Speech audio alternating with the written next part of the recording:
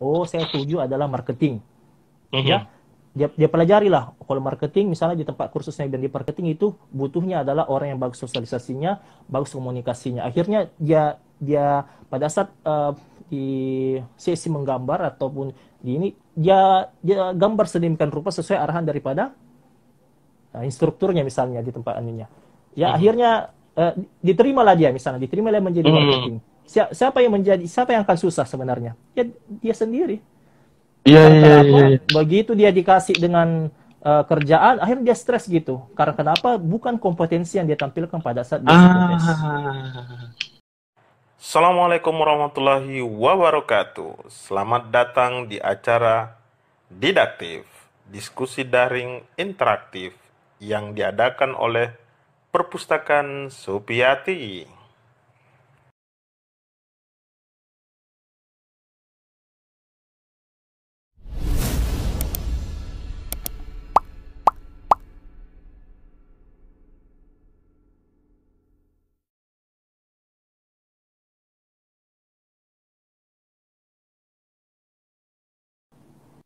Assalamualaikum warahmatullahi wabarakatuh.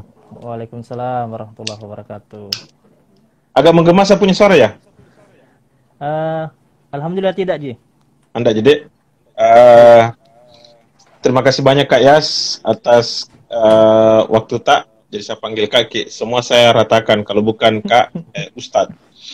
Eh, Sebelum saya masuk pada acara pembukaan, saya mau sampaikan Kak Niar titip salam barusan sebelum saya berdiskusi dengan kita. Jadi salam saja sama Yas katanya. Kak Niar.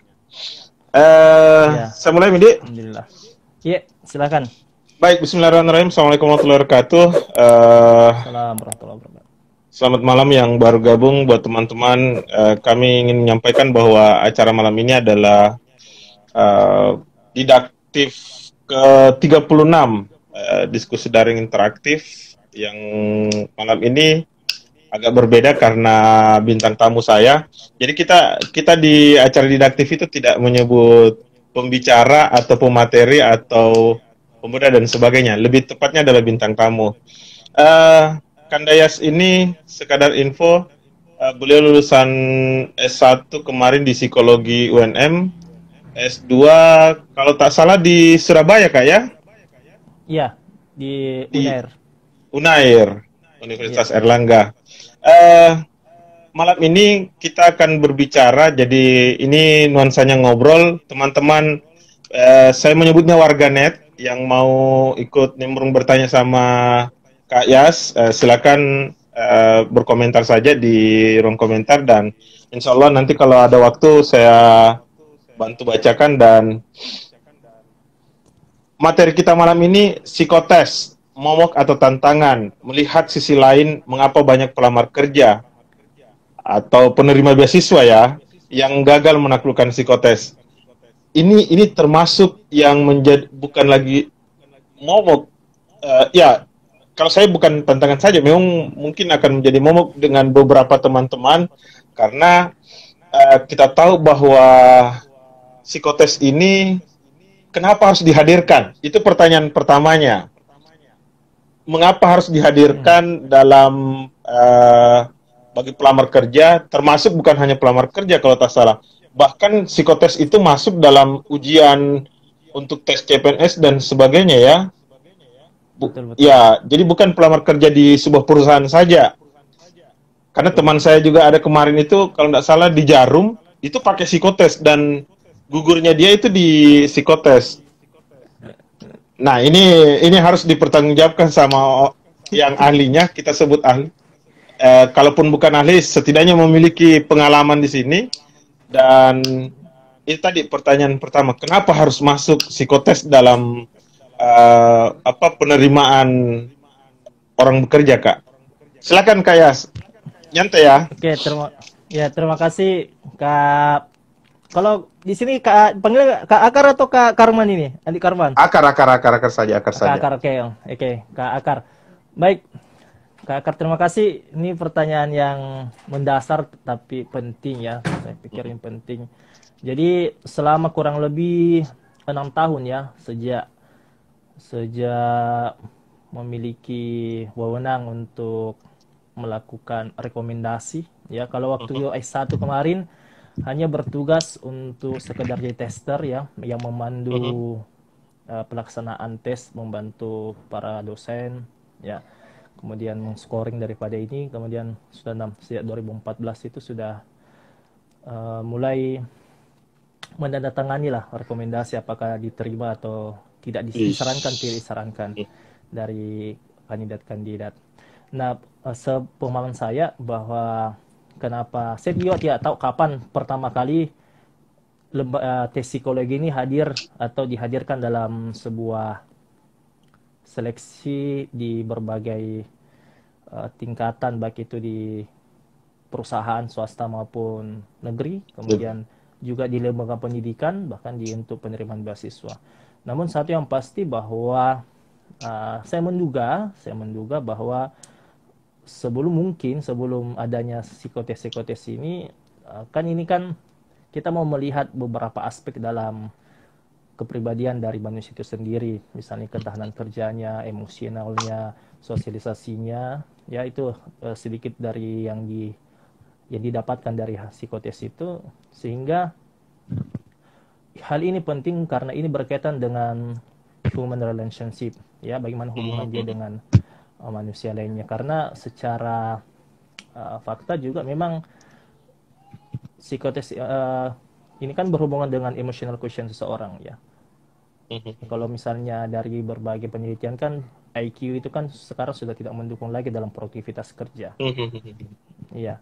Jadi dari katanya sendiri psiko itu kayak diangkat jiwa, tes ya. serangkaian tes. Jadi memang bentuknya memang tes kejiwaan gitu, tentang bagaimana kondisi diri kita termasuk emosional kita gitu. Jadi bukan tes benar salah gitu.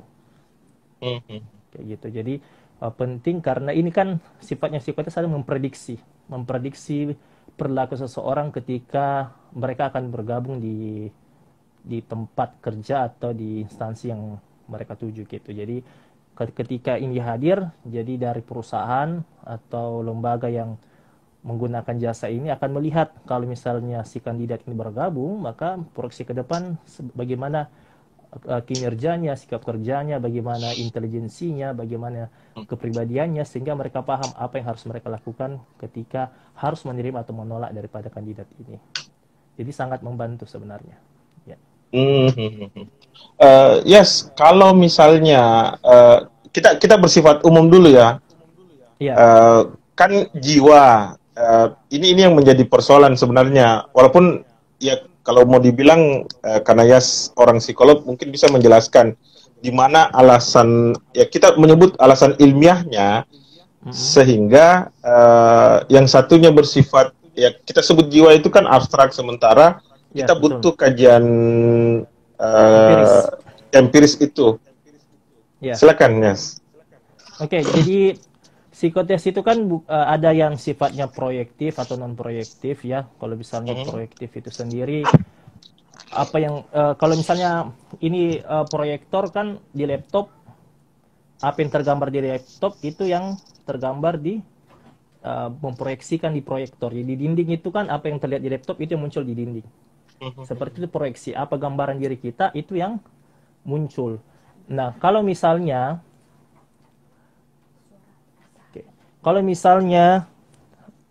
empirisnya adalah, jadi rangkaian psikotes itu tidak serta-merta hadir. Jadi melalui penelitian yang sifatnya ilmiah, termasuk dalam pengukuran intelijensi, itu kalau pertama kali dilakukan di luar negeri, ketika masuk di Indonesia itu melakukan adaptasi yang berkali-kali sampai diterima. Kemudian dinormalkan apakah sudah sesuai dengan norma di Indonesia, karena kalau misalnya kita adaptasi dari luar negeri, itu akan harus dinormalkan dengan kondisi masyarakat Indonesia.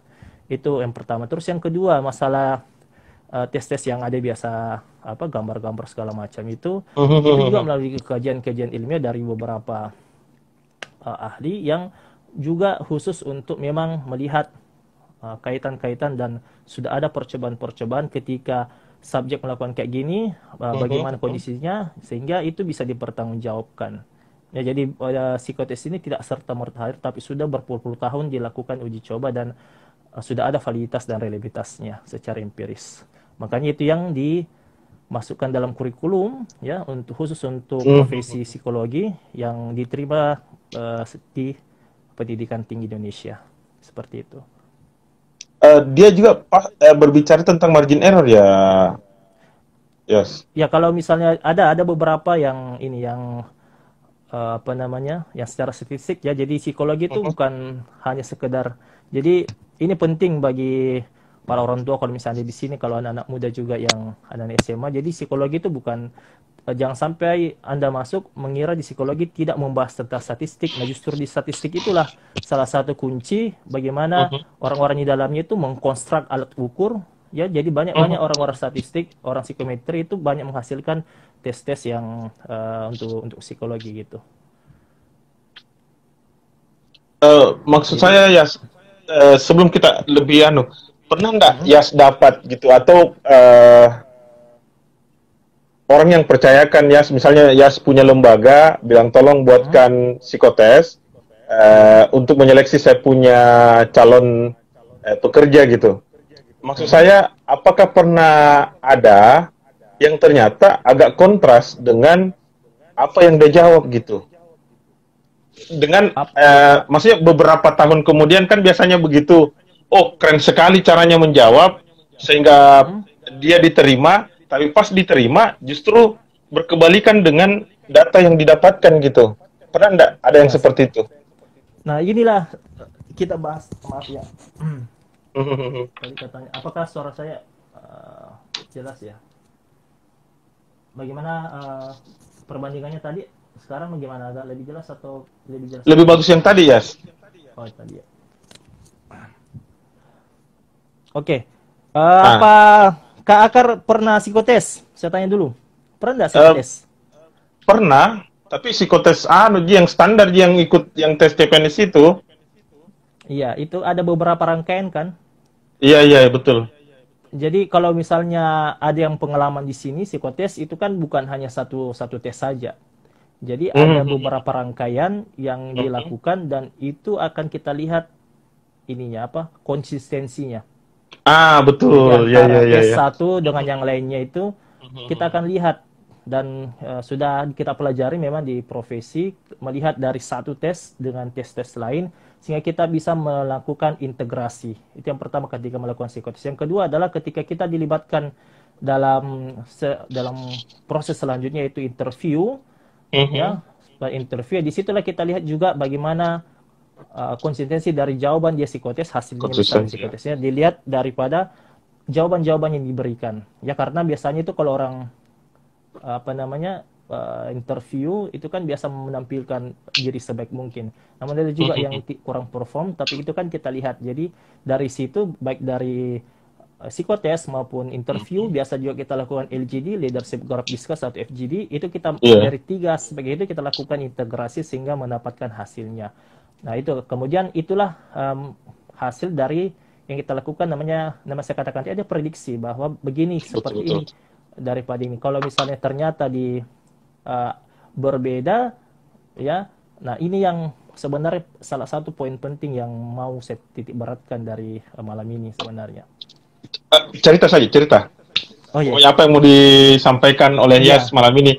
Kita mulai dari sekarang. Silakan Yas, cerita saja. Ya, oke. Jadi penekanan di caption yang saya bagi, yang di Facebook maupun IG yang ketika saya bagikan kegiatan ini kan, kenapa ada beberapa yang sudah beli buku psikotes ya. Banyak sekali. Kalau misalnya Anda pergi ke waktu S1 juga, saya jalan-jalan ke Gramedia, saya sebut Samirnya, itu banyak sekali banyak sekali buku-buku kiat-kiat sukses.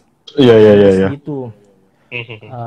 Itu di zaman kita kuliah. Sekarang di internet itu luar biasa, sudah banyak sekali bisa dilihat, bahkan kunci-kunci jawaban lah.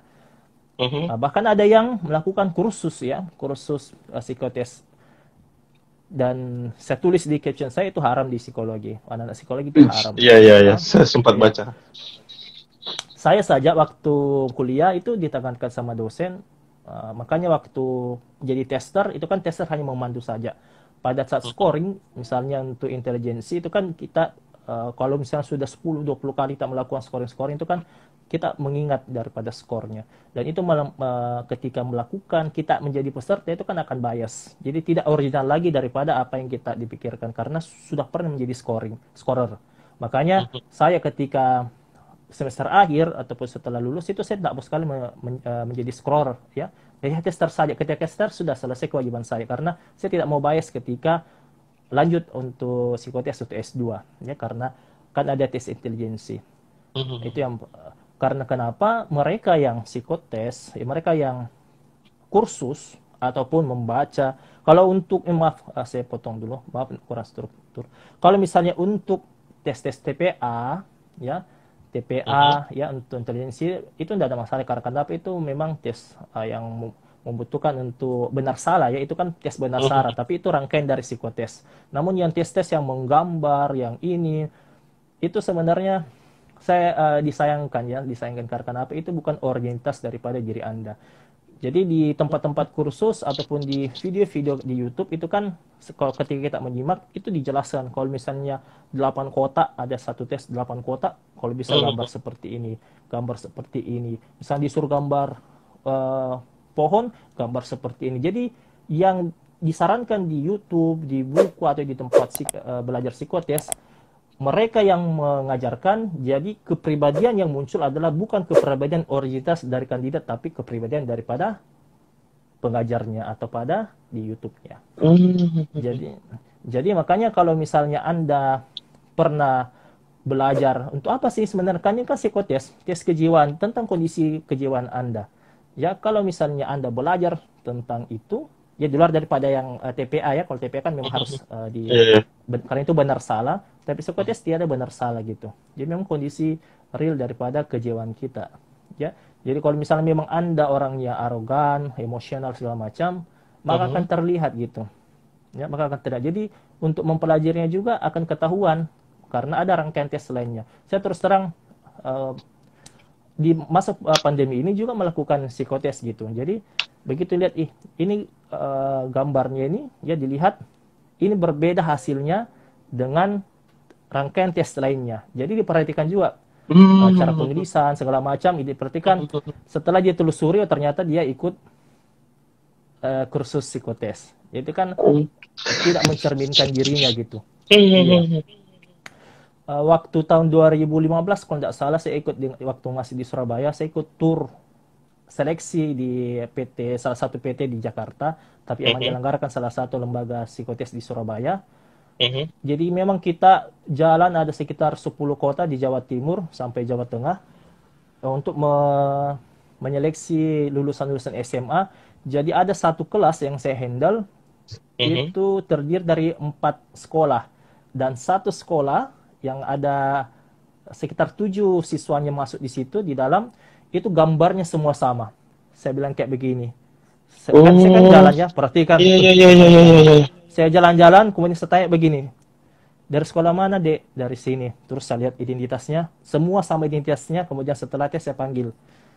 Waktu sebelum ke sini diajar ya? Iya, diajar suruh gambar begini sama gurunya. Oh, pantas sama ya. Otomatis kalau begitu kan bukan kepribadian daripada si kandidat gitu ya. Jadi itu manipulatif. Kasiannya kenapa? Jadi begini Kak Bekar. Di lembaga psikotes itu, jadi kayak gini. Perusahaan, misalnya perusahaan, ini kan butuh kandidat, butuh misalnya di posisi marketing atau beberapa posisi lah. Kemudian dia menghubungi kami di lembaga, di biro psikologi. Misalnya saya dihubungi, Pak Yas, bisa bantu saya untuk melakukan seleksi untuk penerimaan ini. Oke, saya ke kantornya, kemudian kita berdiskusi lah. Bapak mau butuh kandidat seperti apa? Kemudian saya mau kandidat orangnya marketing. Kualifikasi seperti apa yang Bapak inginkan? Misalnya saya mau intelijensinya yang biasa-biasa saja, tapi kemampuan komunikasi dan kerjasamanya bagus. Untuk lainnya kayak gimana, Pak? Dia diutarakan beberapa. Oke, setelah itu kami analisis, kemudian kami kembali, seperti ini hasil dari penelitian Bapak, kami susun, apakah sudah sesuai dengan kriteria yang diinginkan. Oke, seperti ini nih. Kira-kira kalau misalnya kami kemudian diskusi lagi nih, di aspek mana yang menjadi kalau misalnya dia di aspek ini hal tertentu Iya, iya, iya. kejadiannya, Mhm, kalau misalnya dia rendah, apakah tetap diterima? Misalnya saya tidak mau kalau misalnya dia di skor 1, itu kan misalnya di hasil record ada 1 sampai 5, sangat mhm, buruk atau baik sekali. Oke, akhirnya kami melakukan psikotes. Berdasarkan daripada rujukan daripada perusahaan, kami menyediakan tools, alat tes yang sesuai dengan keinginan dari klien. Kami lakukan psikotes. Setelah kita lakukan, kami scoring, kami nilai segala macam. Ya, setelah itu kami buatkan laporan sesuai dengan daripada permintaan dari klien. Ya, jadi ada mhm, rekomendasi, ada yang mhm, direkomendasikan. Biasanya ada 3, direkomendasikan, dipertimbangkan, maaf, disarankan, mhm, dipertimbangkan dengan tidak disarankan. Ya biasanya ada 3. Ini tergantung daripada klien juga mau mau mau sarannya ada 3 atau 2. Ada juga klien yang 2 disarankan dengan tidak disarankan. Jadi dipertimbangkan tidak ada. Jadi mhm, tergantung daripada klien. Akhirnya setelah kita melakukan psikotes, hasil dari psikotes itu kami bawakan kembali ke klien. Ini loh hasilnya. Ya, ada misalnya dari 100 pelamar, ada 15 yang disarankan, ada 30 yang dipertimbangkan, selebihnya tidak disarankan. Ya, jadi kalau misalnya ternyata hasil dari kerja kami, itu kami serahkan kepada pihak klien, setelah itu terserah daripada klien mau mengambil saran kami atau tidak. mhm, mhm, mhm. Ya, jadi klien terserah mau ambil 15 orang itu, mau ambil seluruh daripada yang dipertimbangkan, karena dipertimbangkan hasil daripada ini, atau yang tidak disarankan juga tidak diambil gitu. Jadi tergantung daripada klien sendiri, karena kenapa kami hanya menjalankan daripada apa yang diinginkan oleh klien. Mhm. Kayak gitu. Yes, Jadi, saya ya, saya potong dulu ya. Ada yang ya, tiba-tiba teringat saya sesuatu. ya, Eh Seperti kalimat Yas tadi yang kali pertama membahas tentang kekonsistenan ya. ya, Ternyata ndak mesti kalau misalnya gini. eh Kalau psikotes kemarin saya ndak terlalu ribet seperti sampai harus menggambar gitu. Paling banter hanya menyusun gambar, baru kita cari yang mana kira-kira yang tidak tertera di atas gambar dan kemudian kita mencarinya. Paling banter saya psikotesnya hanya persoalan gitu. Eh, apakah memang betul kekonsistenan? Artinya begini, kan ada orang yang mengambil karakter dirinya itu cenderung bersifat individual dan ternyata sampai secara keseluruhan memang seperti itu, kekonsistenan itu terjadi. Apakah ya. itu menjadi bagaimana model penilaiannya gitu ya? Saya penasaran Jadi itu, kalau dan itu penasaran bisa masih diluluskan katanya. jadi kayak begini, ya kan? Mhm, Saya tidak tahu bagaimana model di CPNS yang disebutkan oleh Kak Akar tadi ya, karena mhm, entah bagaimana modelnya, ya, apakah hanya sampai mengukur intelijensi saja atau mengukur yang lain, ya, tidak mhm. sampai menggambar, itu kan tergantung dari permintaan klien. Oh iya, iya, Itu iya. kembali Betul. itu tergantung. Nah, kalau misalnya masalah konsistensi itu kan memang dari beberapa rangkaian alat tes yang kita gunakan, itu juga Mhm. memang sudah kami pelajari bahwa dari tes ini akan mengungkap ini. Tes ini mengungkap ini. Hmm. Jadi bukan hanya satu aspek saya Mhm. yang terungkap, tapi ada beberapa aspek yang terungkap juga diungkap oleh tes yang lain gitu. Mhm. Nah, jadi kalau misalnya ada yang tidak konsisten, itu kita akan teliti lebih jauh lagi. Ini kenapa dia konsisten, terus kemudian kita akan ambil ada satu alat tes yang misalnya kita lihat yang mana dari 3 alat tes ini yang mana saling konsisten satu sama lainnya. Ya karena mohon maaf untuk sekarang itu memang kita patut para psikolog itu patut mencurigai. Pertama adalah mereka belajar untuk belajar di secara otodidak, baik itu di YouTube, baik itu di internet segala macam, atau belajar di lembaga-lembaga yang menyediakan jasa itu. Dan itu Iya, kami iya, iya. sayangkan. Ya. Yang sayangnya adalah begini. Tadi terus terang hari ini saya berbicara dengan mantan pegawai bank ya, salah satu bank. Ketika dia postingan saya, kemudian dia bilang begini, kayaknya setelah diskusi seperti ini dia bilang, oh kayaknya seperti ini ya waktu saya di bank, kayaknya sama kalau ada orang yang mau melakukan permintaan apa namanya permintaan kredit, ya Iya, iya, akhirnya iya, iya, iya. dia manipulasi penghasilannya. Ya, yang seharusnya penghasilannya per bulan itu adalah 2 juta, tapi Mhm. minimal daripada dikasihkan 30% katanya. Jadi kalau misalnya dari pinjaman yang dipinjam itu misalnya 30%. Jadi dia manipulasi katanya pendapatannya per bulan itu 6 juta.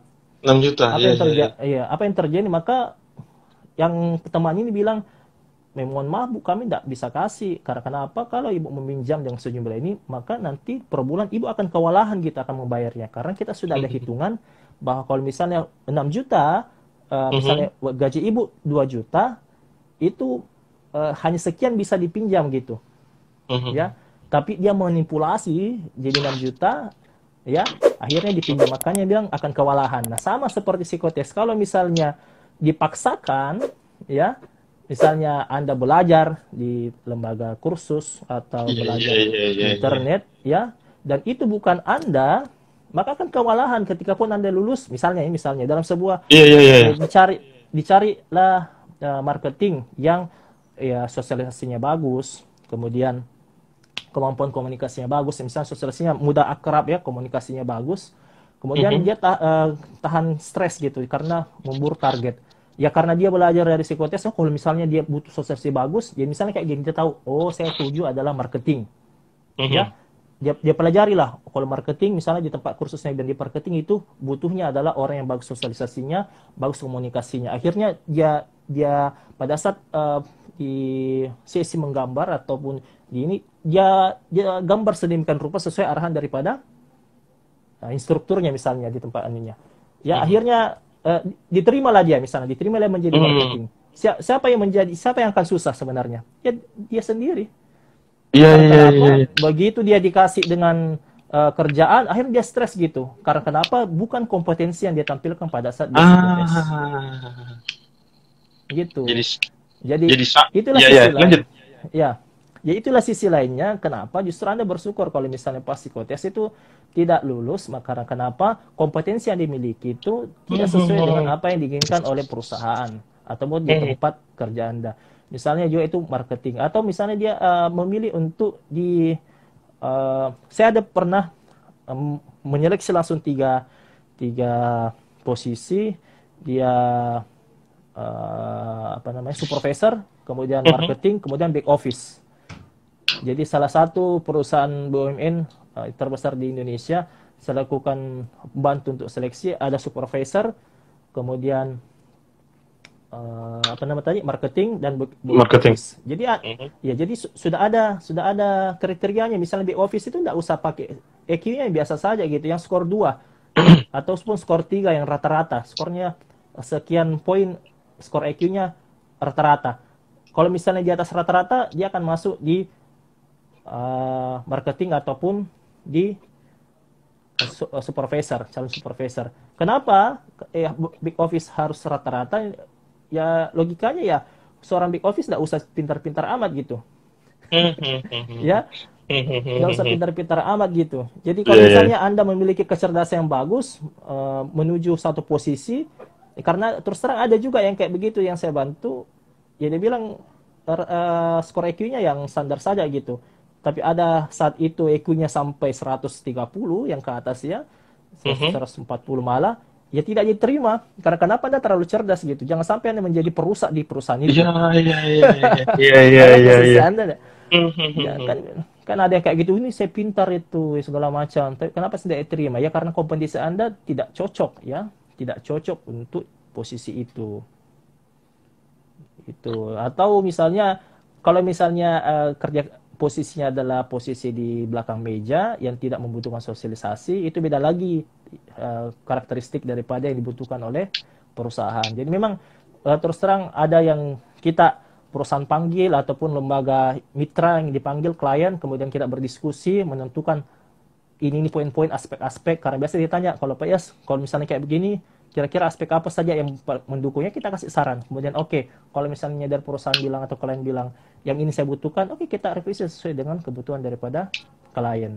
Ada hasilnya kita serahkan kepada klien, kayak gitu. Persoalan dia diterima atau tidak itu dikembalikan sepenuhnya kepada klien. Klien ya. Mhm. Iya. pantas anu ya, saya pernah dapat di Facebook ada orang yang merasa diri nilainya paling tertinggi, tapi dia tidak diloloskan katanya. Itu dia protes itu sampai dia publis di di Facebook. Ada apa katanya tuh? Oh, boleh jadi ini jawaban atas pertanyaan itu secara tidak langsung ya. Jadi Anda kadang tidak dibutuhkan IQ Anda yang lebih tinggi karena boleh jadi Iya, berdampak pada perusahaan itu. Ya, ya, terjawab, betul. terjawab, terjawab. Ada juga Mungkin, kayak gini, apa? ya, Iya. silakan. Atau mungkin ada pertanyaan atau apa?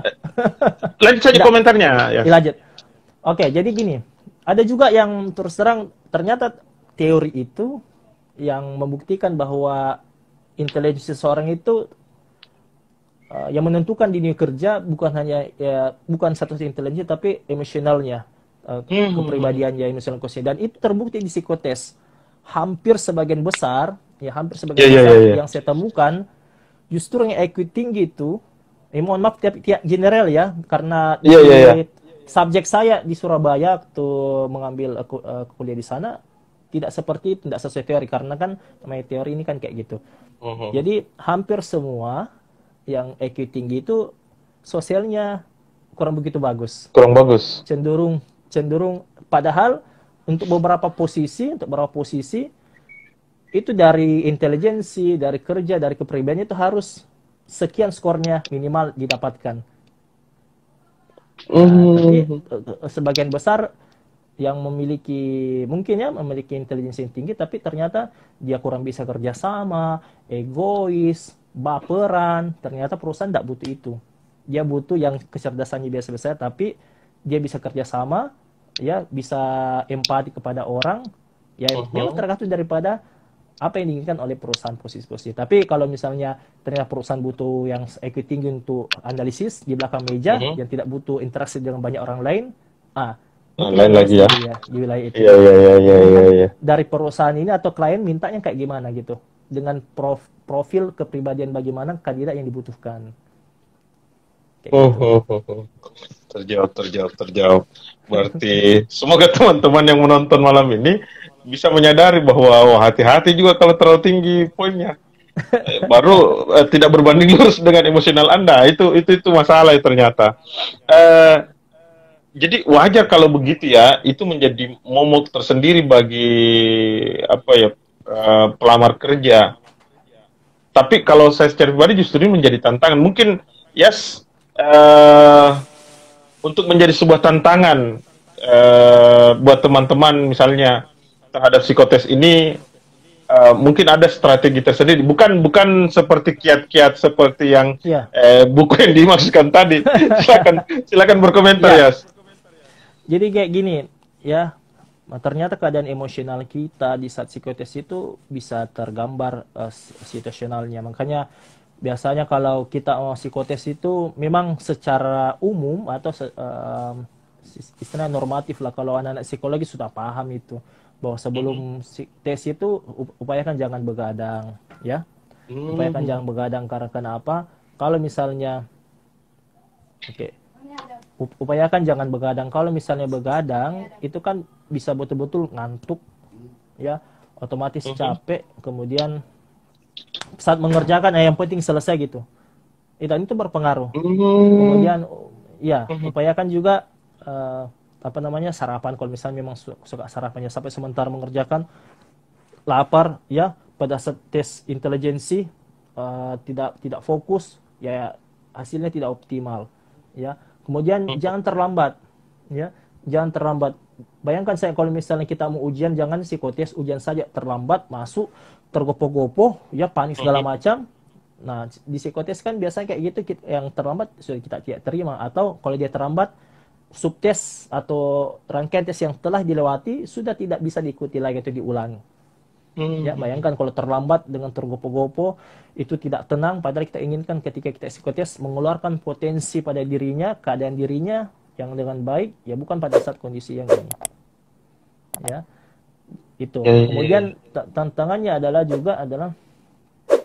kalau misalnya menurut Anda secara emosional kepribadian Anda ataupun secara keseluruhan itu pribadi Anda orang yang temperamen dan orang yang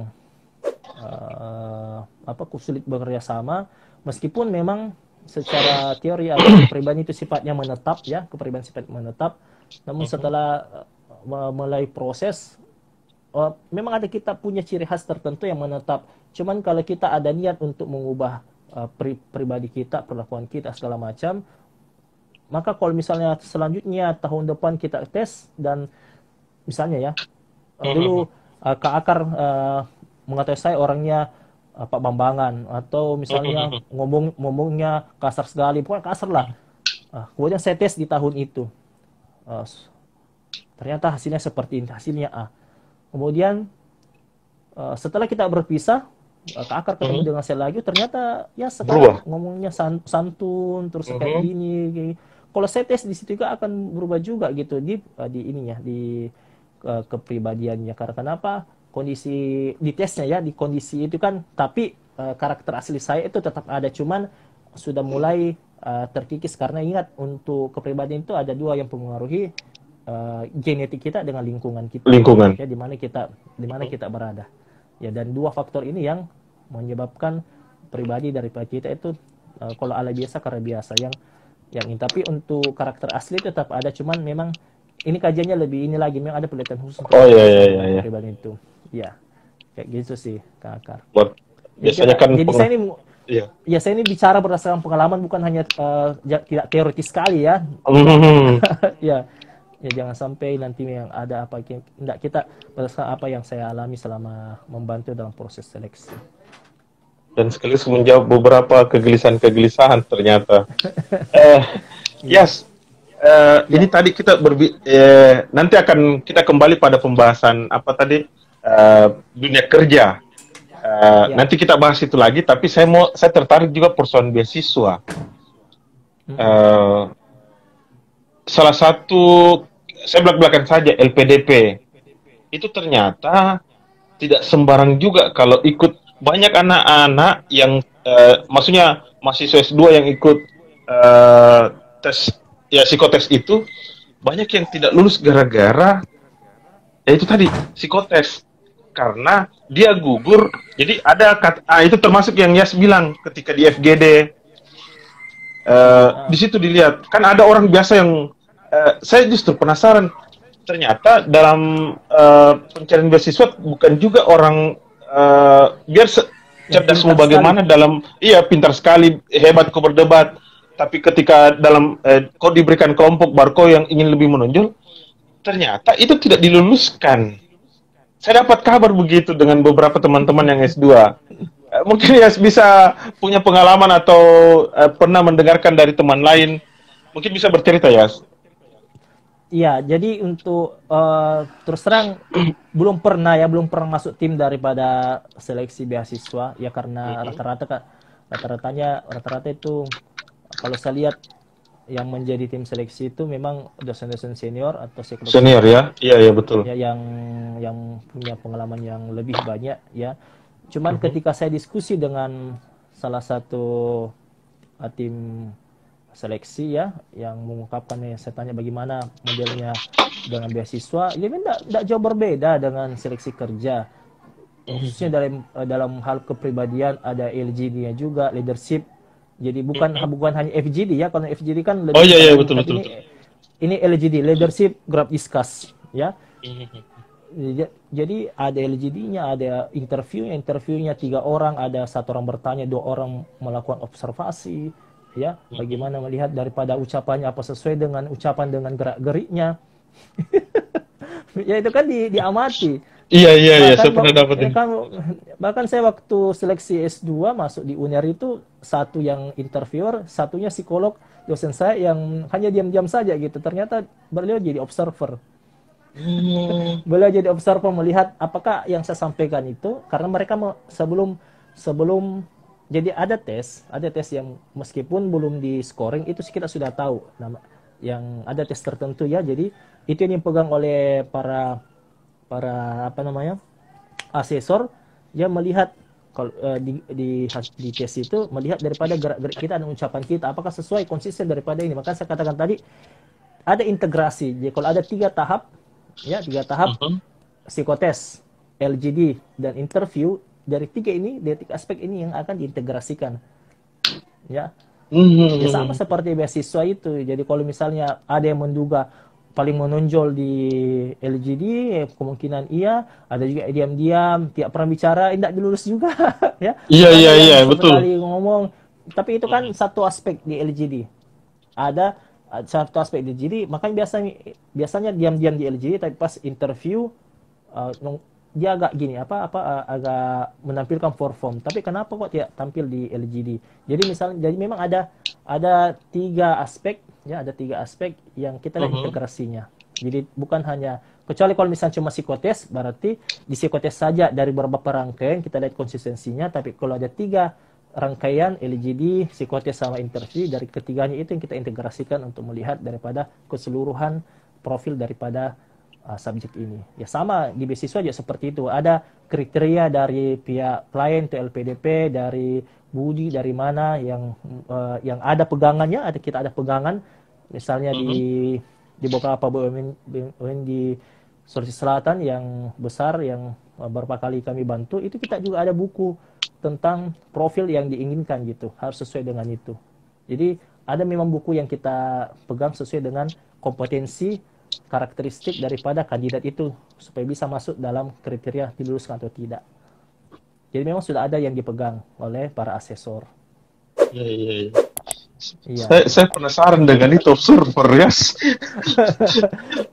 Saya teringat dengan rekomendasi film yang waktu kita masih satu, Lie to Me ya.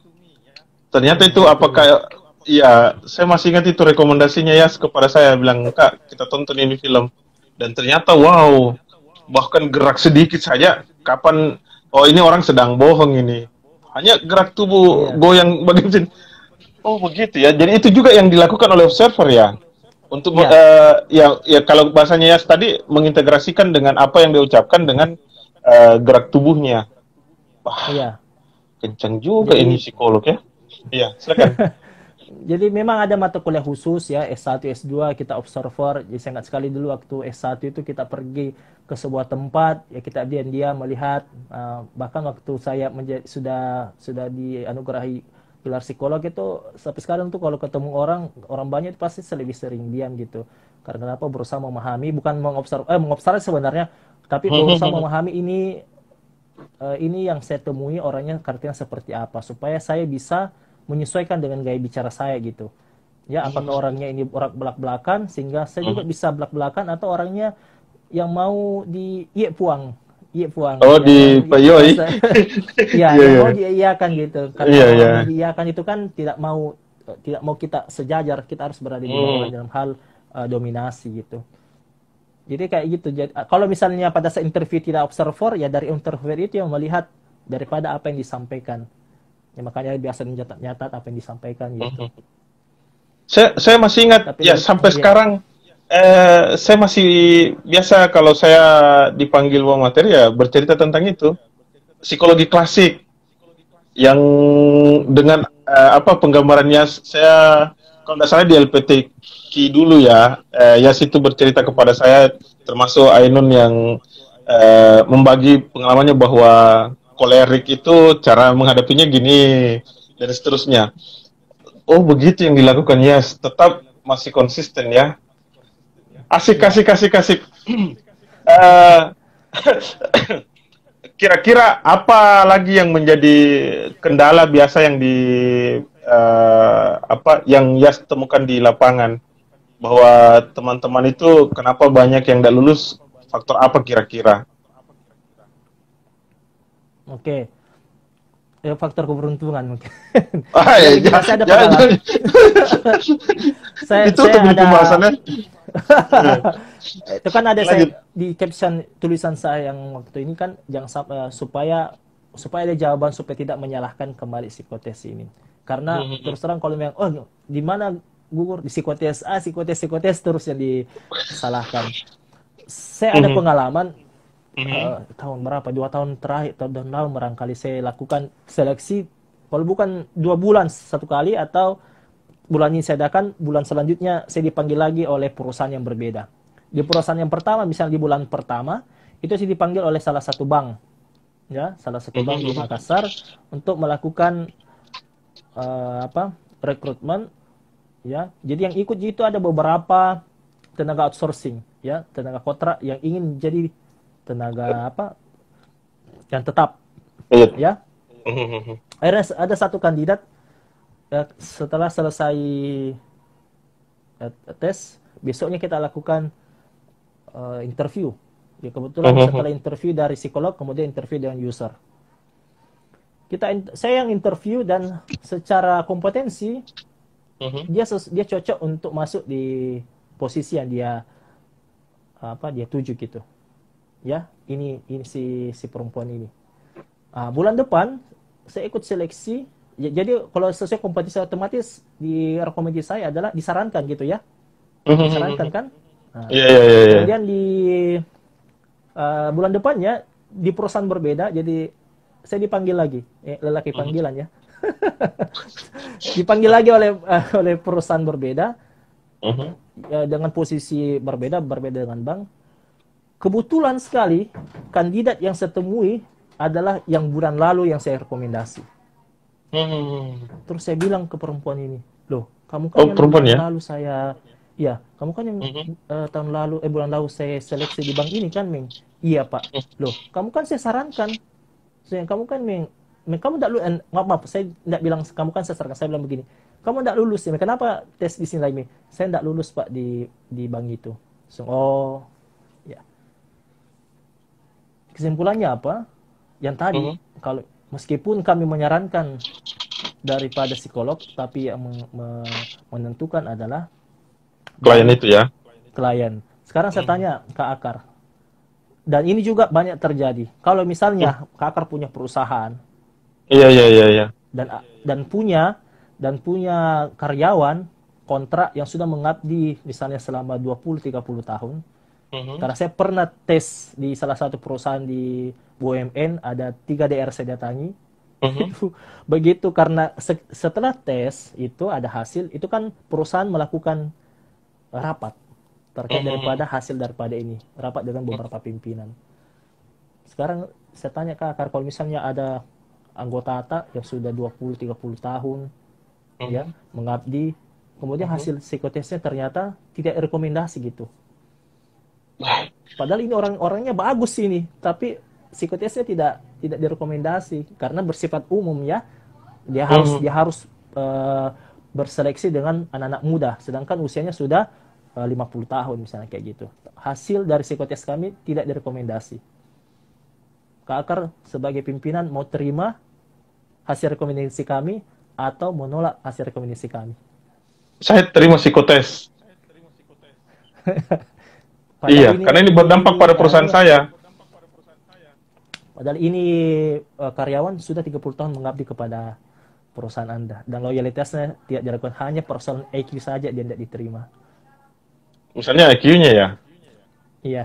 Artinya kan, mungkin kalau berdasarkan rekomendasi dari, misalnya Yas, saya percayakan toh, untuk seleksi ini orang. Dan ternyata hasil rekomendasi dari Yas mengatakan tidak, saya tetap mengatakan, oke, minta maaf karena hasilnya seperti ini. Iya, mudah-mudahan konsisten Kak Akar. Karena yang kami temui tidak. Ya, dia bilang ini ya? orang bagus sekali. Astaga. Karena Kak Akar di kondisi yang belum ada karyawan yang sudah 30 tahun lebih mengabdi kepada perusahaan.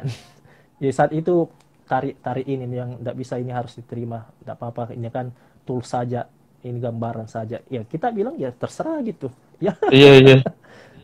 Iya, seperti itu. Wah, kencang juga ya. Ya, berarti kalau misal berarti masih ada juga yang melakukan penolakan terhadap hasil yang ditawarkan oleh Yas dan kawan-kawan ya. Ya, kalau itu kan memang yang saya katakan tadi, itu kan kita bermitra ya. Persoalan ada ditolak atau tidak ada juga, tapi ada juga yang paling banyak menerima. Paling banyak menerima. Iya, ini saya cerita berdasarkan pengalaman saya semua. Ya, yang saya katakan tadi ada 3 yang kami seleksi, supervisor, marketing sama back office. Dan dia bilang kayak begini, untuk back office nanti belakangan. Saya cari dulu supervisor sama marketing. Iya, iya, iya. Dan kebetulan perusahaan ini melakukan tes seleksi bagian akhir, artinya belakangan-belakangan setelah ada job fire. Ya kan job fire itu kan banyak sekali perusahaan-perusahaan, dan dia ini mendapatkan sisa-sisanya Mami. Jadi jadi para kandidat yang datang itu memang sudah sisa-sisa lagi. Jadi yang dibutuhkan di sore itu juga, begitu kita sudah seleksi segala macam, interview, kita lakukan interview juga, ini hasilnya, jadi bosnya kayak gini, waduh sedikit sekali ya, ini Iya, iya, iya. untuk supervisor saya butuhnya sekitar 50 orang, ini cuma 20 ini bagaimana yang ya beginilah yang ada, coba dilihat lagi, siapa tahu ada yang bisa jadi supervisor. Kemudian kita ini lagi, ternyata ada yang dipertimbangkan, ya Iya, iya, iya. nah, yang dipertimbangkan langsung saja disarankan. Bayangkan, Hmm. ya bayangkan. Iya, iya, iya, iya. Akhirnya yang lain-lain misalnya marketing yang memang ini selalu begitu ya. Pokoknya berapa orang yang dipertimbangkan langsung disarankan. Nah, kayak gitu karena untuk memenuhi kota. Yang lainnya Iya, yang iya, back iya. office ada bahkan yang ini di back office ini Pak. Nah, coba dilihat lagi. Aduh ini kenapa banyak kurang sekali ini. Ya kayak gitu. Jadi kami sampaikan, ini hasil dari tes kami Pak, mengatakan kompetensinya tidak memenuhi. Kalau misalnya di belakangan terjadi sesuatu yang tidak sesuai dengan keinginan Bapak, jangan salahkan kami gitu. Karena kami sudah melakukan tugas kami untuk melakukan rekomendasi berdasarkan hasil dari psikotes yang ada. Iya, Ya, iya, kayak iya, gitu. iya. Yas, ini sudah menit ke 53, masuk 54. Artinya sudah mau masuk menit ke 60. Kita lanjut di sesi kedua ya. Pasti kau ndak rasa bahwa sudah mau 1 jam ya rupanya. Iya. Ini sudah mau 1 jam ini. Sip. Kita lanjut sesi dua, nah. Ya.